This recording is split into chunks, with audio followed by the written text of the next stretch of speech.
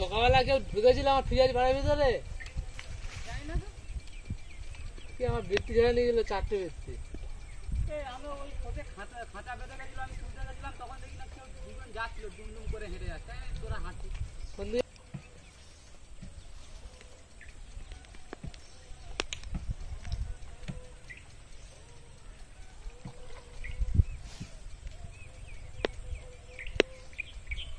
কাঁকড়া খুব দাম, কাঁকড়া 200 জনের ডিম কাঁকড়া 1200 টাকা কিলো, 1200-1000 টাকা কেজি। ঝড়খালিতে কম।